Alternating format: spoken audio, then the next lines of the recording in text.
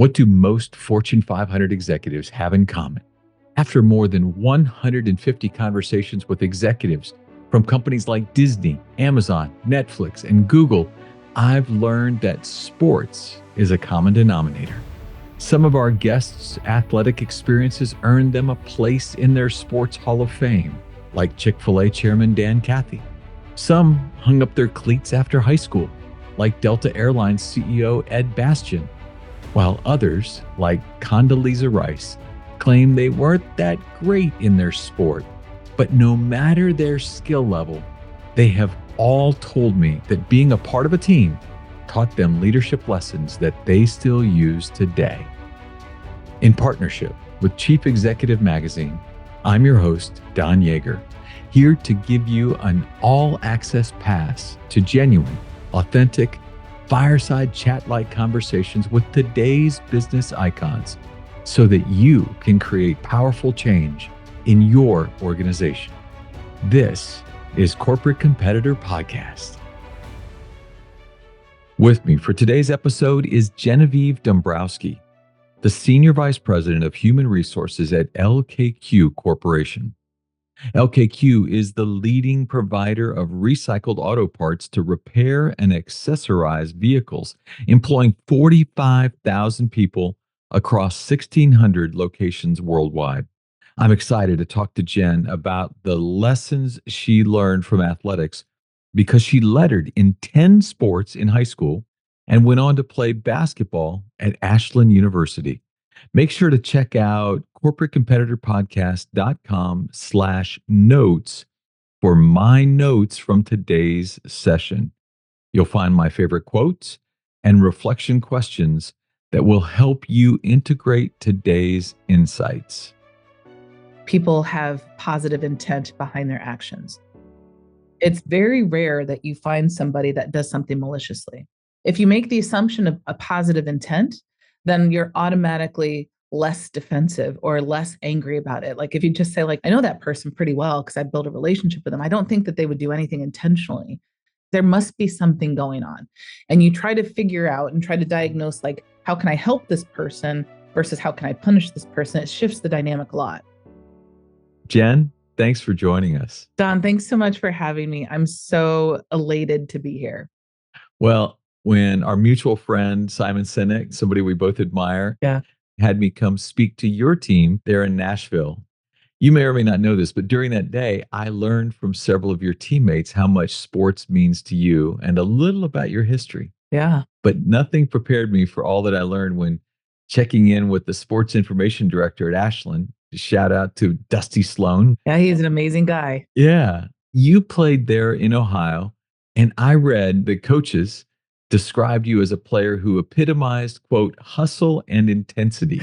Yeah, I was more of a role player. One of the stats I'm the most proud of all my stats, not points, steals. Even if you look at some of my stats compared to some of the guards, I always led in steals. As somebody that had to come off the bench, I knew I had to really ignite the team pretty quickly. It was very calculated because my playing time was precious. Just so happened that my best friend, who's a year younger than me, was way more talented than me. And she actually probably deserved the starting position more than I ever did because I cared more about winning than I cared more about playing time. And I had to learn my position as a role player. My job was to come in and ignite my team off the bench. I embraced it. That hustle and intensity, you can't really be someone that likes to go after the ball, steal, and put a lot of hustle in because every second that I got to play was precious to me. I love that because nothing ignites in basketball more than a lost possession for your opponent.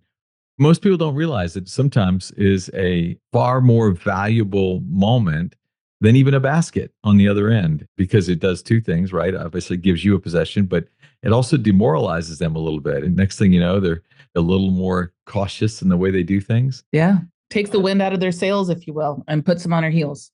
Yeah. Did you know that? Absolutely. I took a lot of ownership of that. Even in high school, the triple doubles that I had, I was the most proud of the steals. In fact, I set a couple records in high school. You got double-digit steals in a game? Yeah, mostly. I found out very early on Anticipation was one of the things that would really help me reading the defense, reading the eyes of my opponents. And one of the things that I actually loved both in high school and college was tape. Am I still allowed to call it tape, Don? I think it's now maybe video or something. But back in my day, it was tape, Right. where we would rewind the old VHS and watch tape over and over again.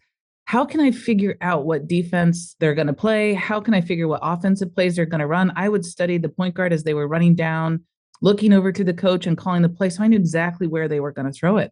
So oftentimes, if I needed to come on the court and make a big impact, a steal was going to get it for me. I spent so many hours watching tape ahead of time so that I can make that happen for my team. There's so many business applications. Your ability to study opponents, even in business. You're spot on. I'm an HR professional. I often oversee the people side of the business, but to really understand the people side of the business, you have to spend time studying your business. Mm, That means I don't miss an earnings call. I meet with investors. I understand the P&L. I spend time being curious about the business, our competitive landscape, our investor strategy, our operations. If I want to make better decisions for the people strategy, I need to understand the business. So it's the same thing that I applied in college, but something that I learned in college that I didn't learn in high school. Like in high school, you have life experience with the same people. You're from the same socioeconomic walk in life. right. And in college is the first time that everyone's different. It is rare that you have a teammate from your college team that is on your high school team. Right. You have to adjust. People from different cultures, different backgrounds, different states, different countries sometimes, but certainly different experiences. And you all have to come together through one collective identity, one purpose. I think you actually wrote about purpose in your recent book, Don. Reading through that actually made more sense to me from what I experienced in college of how to bring a group like that together. Mm. Very different backgrounds, very different cultures. And that's the same thing I take into the business world, creating a sense of inclusion, a sense of belonging. How do you create that same environment in the business world to get behind one purpose? We had a chance to look at your yearbooks from high school, kind of fun. 10 letters you earned Mm. in basketball, volleyball, softball, and track. 10 varsity letters. There aren't a lot of people that can claim that. Well, first, it's important to remember that I went to a very small high school. And I'm about 5'11" and I was the tallest girl in all the land for miles and miles. I had no other choice but to play sports, but I truly loved all sports. My high school basketball coach, Coach Barry Fall, originally coached the men's team back in the 80s at my high school, Willard's heyday, but he had three daughters and he decided he wanted to switch it up. And I'm grateful that he did. I learned most about the game from that man, most about leadership. He also coached my AAU team over the summer, back to back years, and really encouraged me to think about going and playing basketball in college, which I probably didn't think about before. And there is a lot of pressure that are on kids these days to just pick one. Yeah, which I hate. I know, I hate it too. I always even tell my kids, like, play as many as you can. Yeah. Volleyball taught me something different and with different teammates than basketball did, than softball did. And then track was probably one of the only individual sports I played. Switching from sport to sport taught me a lot about versatility. Almost overnight, sometimes going from volleyball to basketball, learning new plays, learning all those different things. It taught me agility. Mhm. I told my team, it's actually a quote from a Disney movie, Ratatouille, where it's like, you can't change nature. And Remy the rat says, well, change is nature. Mhm. And it's one of the things that I always talk about, how important change is to just everyday life. And you have to just be willing to accept change and move on from it. I talked to my entire team about versatility and agility. We're in charge of the people, and that's the most dynamic part of the business is the people. You have to be willing to change and shift as the people change and shift and listen to what they say and make decisions based on the recommendations and the feedback from your team members. So I learned something with every experience that I had in high school, and being athletic and being sports knowledgeable became really part of who I was as a person. Mm, powerful. You're a college basketball coach, Sue Ramsey. Yeah. I saw a recent presentation where you were talking about one of the great qualities in her life was that she was a great storyteller. Mhm. She knew how to get things through to the team, not just through instruction, but through story. We mentioned that I got a chance to work with your team on storytelling, ironically. So I know how much you value the concept. Tell me what you learned about storytelling from Coach Ramsey. Coach was a great storyteller. She always wore her heart on her sleeve. Mhm. Pre-game, post-game, sometimes in the middle of practice. She was passionate about a couple different things. She loved basketball, she loved the sport, she loved God, and she loved serving and giving back to the community, and it was on all those topics that she would talk passionately about, sharing stories from her childhood. Her parents lived in Indiana. She was one of the first females to actually receive a scholarship from Indiana University Wow. back when Title IX occurred. And she would tell us stories about that. And even though I've graduated a long time ago, I still remember the stories. She wasn't afraid to get emotional. Sometimes she actually recognized that being emotional, whether that was both emotions, anger, which she didn't get angry a lot, but she probably got angry at the appropriate times, or emotional with passionate tears, that motivated the team. And I think anytime that you can show emotion and that vulnerability, it can motivate teams in different ways. So how do you, in your industry, manage that? I've always worked in male centric businesses, always. Yeah. That was my Midwestern blue collar work environment that I grew up in. People in this blue collar world matter a lot to me. I've seen where I grew up in Ohio, people pull themselves out and be successful, or sometimes it's gone the other way. And so I've kind of made it my mission to really understand and be a voice for those individuals. And that's where I never apologize for my emotions. Look, I understand that there's a misconception that people can't get emotion. Guess what? Men get emotional too. Dang straight. Ask anybody on my team. And I've seen it. My current CEO and my future CEO, my CFO, I've all been in business meetings with them where they've gotten a little emotional. Mm. That is really important because it shows that we're human. I don't get emotional because I'm upset about something. I understand when the timing is right. Like the people stories and the people things impact me more than anything else in my life. Like my kids always make fun of me. I have two boys. The second I'm watching a movie and something's a little teary, they will watch to see the first tear fall from my face. And I don't apologize for it. Like I have a big heart too. It's okay to be emotional if you really care about people. Sometimes the stories they get to you, and it's okay to show a little emotion. I totally agree with you. One of my favorite speeches of all time was Jimmy Valvano's speech to the ESPYs Mm, 30 plus years ago when he said, can you laugh a little, cry a little, think a lot during the course of a day? That's one heck of a day. And that middle one is cry a little. yeah. As a guard in basketball, one of the most important things you do is communicate. You became quite the vocal leader. And as you said, you weren't even a starter, Mhm. but you were a vocal leader on the team. How did gaining your voice in sports help you, especially as a young woman? I was always a very vocal leader, even in high school. I felt a responsibility for my team's success. I got to be very close with Coach Ramsey because I studied the game with her. Coach would actually have me the first sitting next to her on the bench, and they would run down and say, "Hey, Jen, what defense are they in?" I said, "I think they're in a 3-2. Let's maybe run this play, this play." I became part of the problem solving dynamic. My teammates started to recognize that. So they would then go to me for questions. And I remember one time I had a teammate that was really struggling with understanding a drill that we were doing. As coach was explaining to her, she looked up at me. I could see the fear in her eyes, just like, I'm not going to get this. And I walked over to her. I said, just follow me. Just follow me. And then I stayed with her after and I said, here's how this drill works. I kind of saw my role shifting from like the teammate that would ignite the team to the teammate that would lift people up, that would carry them forward. And that gave me a confidence I didn't necessarily know that I had. And it was at that moment, really, during my senior year, that I said, I have to find a way to be with a team of people, to lead a team of people, Hmm. because it was where I felt that I was most myself. One of my first jobs right out of college, I worked more of a science based job. And I had no idea about science. My sister now, she's the dean of science at Austin P University. You may know that. Yeah. But science and myself did not get along, almost just as much as math and I don't get along.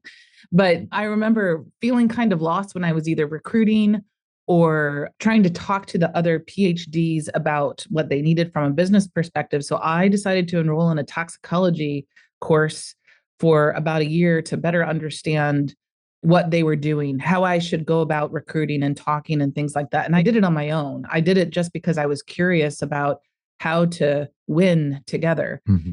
I came closer to where they were. I made an effort to understand how they operate, how they think. And it might not have been perfect, but even speaking some of the same language, I saw their attitude towards me shift, a momentum change.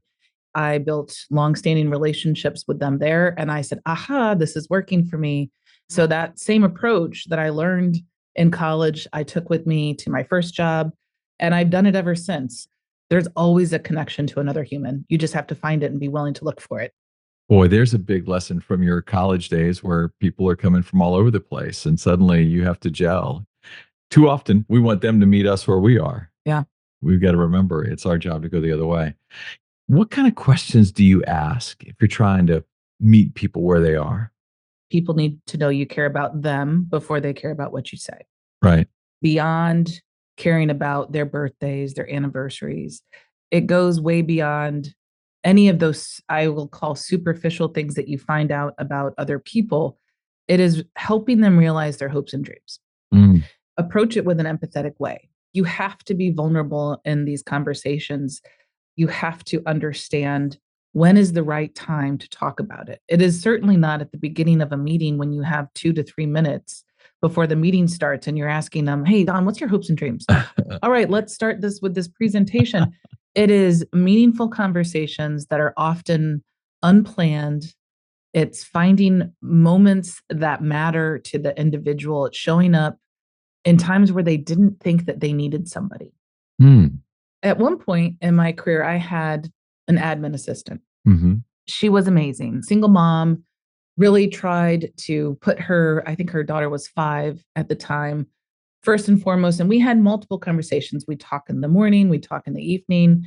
And I would always ask how her daughter was doing and what they were up to over the weekend. And it just became more of a natural, let's update each other on each other's lives. And at some point, she had shared with me that she started her bachelor's degree, but never finished it because she'd gotten pregnant and she had her priorities changed. We talked a little bit about it more. And I said, well, what's preventing you from going back? She said, well, I just don't think I can. And I said, I believe in you. I believe that you can do this. I know you're intelligent enough and you've got the passion. What's getting in your way? Well, I don't know about my schedule. Being someone that cares about somebody also needs to care about making space for them to go chase their hopes and dreams. You can't say, I really care about you, I believe in you, but work all these hours with no flexibility in your schedule to go try to achieve that. Mm. So we worked through it and she went back to school. She got her bachelor's degree. And I remember getting a text from her on the day of her graduation. Ooh, and I'm like, but it was one of my most proud moments. Yeah.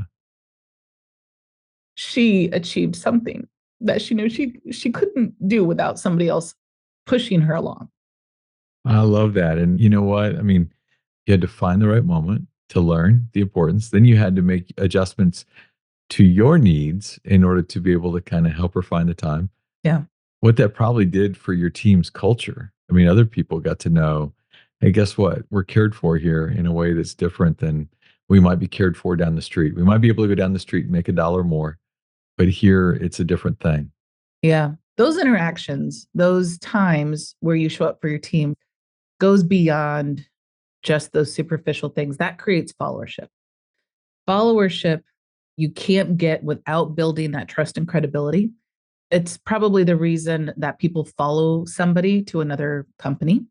It's probably the reason that people never leave. You know, they say that a lot about turnover, like, oh, you don't leave a company, you leave your leader. Right. Sometimes, by the way, I have encouraged my team, if this isn't the right time or place for them, to find joy somewhere else. I've invited them to be successful elsewhere because if you truly care about them, you also care about their success outside of the company. Find joy somewhere else. I'm going to file that one away.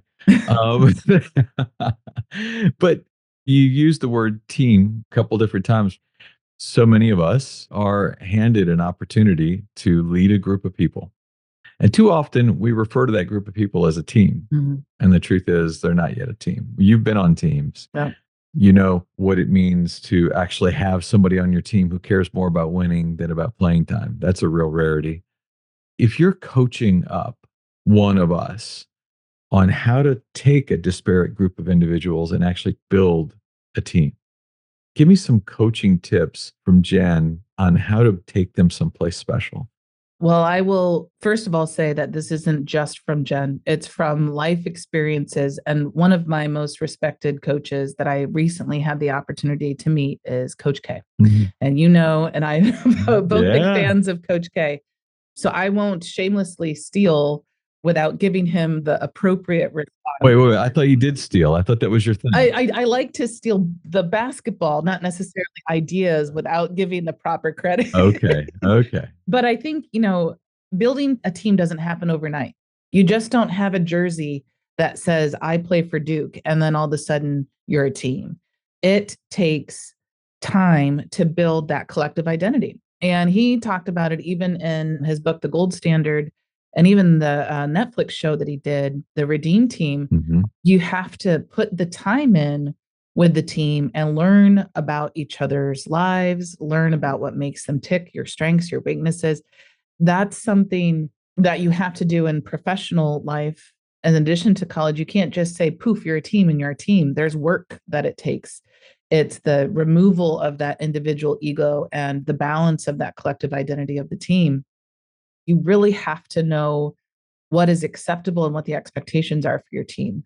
Sometimes it's more important to fit into the culture than it is to find the talent. Sometimes you can train up for the talent. Like oftentimes I have taken a risk on someone with my team that I think has the potential to do more. And I know that I have the capability to get them to believe in themselves versus somebody that has the experience and talent. I would rather train the potential and develop the potential versus find the experience. Such a great lesson there because too often we become mesmerized by someone's talent. We might even make excuses for behaviors that we know are destructive to cultures. That's the one thing a leader like Coach K is so good at. They know what's valued here, and these things are our non negotiables. As an HR leader, what kind of conversations are you having with the other leaders around establishing individually what their non negotiables are? At LKQ, we really have values that drive us. We have integrity and trust, non negotiable. Hmm. You have to not take a gray area to integrity and trust. You also have to establish what the values mean to you. How do you expect them to show up in your people? How do you engage with your customers? As someone leading that people function, I always tell people to lead with empathy. Mm, Make sure that you're building those relationships with the individuals and always err on the side of people have positive intent behind their actions. It's very rare that you find somebody that does something maliciously. right. If you make the assumption of a positive intent, then you're automatically less defensive or less angry about it. Like if you just say like, I know that person pretty well because I built a relationship with them. I don't think that they would do anything intentionally. There must be something going on. And you try to figure out and try to diagnose like, how can I help this person versus how can I punish this person? It shifts the dynamic a lot. Hmm. In my last world, I had a very good relationship with my former leader. And I saw that individual struggle with things at times, either decisions that they had to make or other priorities had shifted based on the business needs. And there was a moment where I saw the decisions being made differently from when I first knew them. And I knew that that wasn't who that individual was. Mm, Me making the assumption that there was positive intent allowed me to have a different conversation with them as opposed to being maybe accusatory or saying like what changed. I said, hey, how you're showing up is not really how I've spent the last year knowing you. What's changed, what shifted? And it was a very disarming conversation. hmm It allowed us to have a very open dialogue about what had changed, what had shifted. And ultimately, I think it landed with we're probably not a fit going forward, which it was a very good discussion. It wasn't a poor discussion. I think it could have gone a lot of different ways, but it was more of like a mutual agreement at that point. Wow, that's powerful. Yeah. Talk to me about your role mentoring. What are some of the ways you help others grow? What are some of the ways you begin and develop a good, strong mentoring relationship with others? I've had a lot of mentor relationships. I've been the benefit of mentor relationships. Right. I've been both a mentee and a mentor in my career. Ironically, I've never had any formalized mentorship programs. And sometimes I think the formalized mentorship programs are too formal. Sometimes it's just a box that you're just checking. Yeah. Mentorship is not a box that you can check. It's not a checklist that you can follow. It is spending the time with the individual, asking those provocative questions. What do you hope to get out of this relationship? What do you need help with? How can I support you and help you solve problems on your own? I've learned just as much in mentor relationships from my mentees as they have from me, because often I don't have the answers they do. It's just my job to kind of eke out what their potential solutions are. It's asking the right questions. It's what a coach does. Right. That's when it's the most impactful too, is when they come back and they's like, I figured it out on my own. Hmm. I'll always be there supporting them because I think mentorship also is advocacy. The higher up in the organization that I've gone, I've found how important it is to have other advocates for your career within the organization, outside the organization. So the more that you can spend time with a mentor, really understanding what their passion is, what their potential is, that you get kind of connected to them in a way that you are cheering for them. Yeah. So you've talked a lot about your son and his challenges and have said that witnessing his unique approach to the world has deepened your passion for fostering a workplace where everyone's individual talents are celebrated, nurtured. Can you share a little with us? My youngest son has ADHD and pretty high anxiety. And I think we knew from a pretty early age we had to do some type of intervention to help him grow, develop in maybe a different way than somebody that was neurotypical. Mm. The qualities, though, that my son has that regardless of what his neurodiversity struggle was, he was kind, he's compassionate, creative. There are a lot of people throughout history that actually they believe had ADHD that ended up being incredibly talented contributors to society. Mhm. They believe Albert Einstein was one of those individuals. I found a calling at some point in my career saying, like, I need to help educate people to accept people for their differences. Because if you think about it, even what we were taught in like the 90s, firm handshake, eye contact, Mhm. very important for an interview process. And first impressions are so important. I'm trying to change that. Look, some people might not be comfortable with making eye contact or with a firm handshake. That doesn't necessarily mean that they're not awesome contributors. I truly believe you were created in a certain way. And if you were created to be who you were intended to be, you'd set the world on fire. Help me out. Literally, I want advice here. In an interview process, you've got to ask the right questions as a coach. Right. You have to recognize that someone might not necessarily be comfortable with that. Sure, you reach out and say, hi, it's nice to meet you. But if you notice that they're a little hesitant to put out their hand, or you notice that they're looking away from you and not make eye contact with you, again, go back to the assuming positive intent.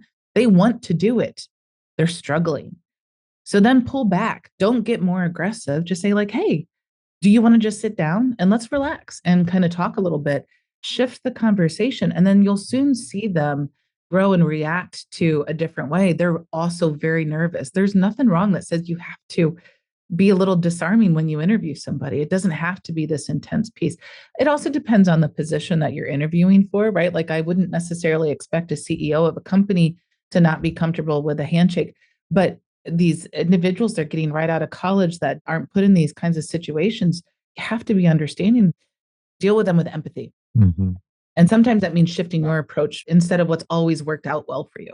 Our son is on the autism spectrum. Mm, In my household growing up, I had to look at my dad when he talked to me. Like that was a requirement. yep. And I grew to realize that if I required my son to look at me, he wasn't listening. All of his concentration was focused on looking at me. So I had to learn how to lead differently as a father. You have to be open to lead differently in order to do that. Yeah, yeah. And I'm not trying to beat people over the head with it. I'm just trying to gently challenge the status quo. If you really want to give people an opportunity, you have to allow them to be who they were created to be. Yeah. That's it. Hopefully it works. So, having spent time with your team, I know that the way you pour into your employees is very cool. And one way that I thought was really unique is the Joseph Holston Scholarship Program awarded to children of LKQ employees, 375 of them so far. Yeah, that was last year, over almost $1 million that we gifted to the children of our employees. I think this year we're going to spend over 1 million and over 500 recipients. Wow. This is one of the programs I'm most proud of. And I know my CEO, who actually has announced his retirement, it's one of the things he's most proud of. And every year he gets letters from the children of our employees, every year. He shares them all with me, and we get them from all over the world. We have close to 50,000 global employees. We get them from India, from Mexico, from Canada, from Europe, from the US, each of them with their own story. Mostly gratitude. We're offering an opportunity for generations to come. So this is the gift that keeps on giving, because if there's somebody that doesn't necessarily have the generational wealth or anything else that they have to invest in, we're giving somebody an opportunity. We're helping them realize hopes and dreams. One of the stories that resonated the most with me was Veronica from our Italy group, RIAG. I still remember to this day where she was talking about how her dad had worked for RIAG for 30 years, made many sacrifices so that her and her sisters could live a better life. And now she's hoping that with this scholarship, she can help her dad go back and work for LKQ and help him retire and live a long legacy, and how important it was for him to see her successful. Just the heartfelt gratitude that comes from the children of our employees is just, Yeah. this year, hopefully, we'll have an opportunity to change over 500 lives. Wow. That's what it's really all about. I think that's pretty neat. And I know that scholarship program's been around a few years. Do you ever get a chance to reconnect with some of the old recipients of it to see what they've done or what's happened to them? A lot of the children's family members still work here, especially in Nashville. We do have a unique opportunity because we do a lot of family events, or we'll run into somebody at like a soccer game where their children will be there and they're like, "Oh, I got a scholarship. I'm in my third year at the university and I'm so excited. I love the major that I picked. I'm going to be an engineer." We hear from them a lot. It's rare that we get to see them face to face, but it's always impactful to me. I love it. I love it. Jen, so grateful that you took the time today to share some fun stories, but also a couple of ones that made you stop and pause there for a second. That's awesome. How can those who are listening maybe connect better with you and the company, learn more about LKQ? Yeah, they can learn all about LKQ on our website, lkqcorp.com. Anyone can find me on LinkedIn or through our company website. This is a great place to work. We really passionately care about our employees, our team members. We care about development. We have lots of programs focused on taking care of our people. If you want to find out more about us, come check us out. I love it. Jen, thank you today for being a corporate competitor with us. Thanks for having me, Don. I've loved it. I could have talked to her for hours today. There were three big takeaways for me. I loved when she talked about the idea that her triple doubles, her success in sports really came down to steals. And that's not normally where people gain a triple double. It's usually points, rebounds, assists, but steals. Like who gets double digit steals? Pretty awesome. But the way that she gained those steals was through her anticipation, and her anticipation came from her preparation. She studied tape. Yeah, she's old school tape with her coach.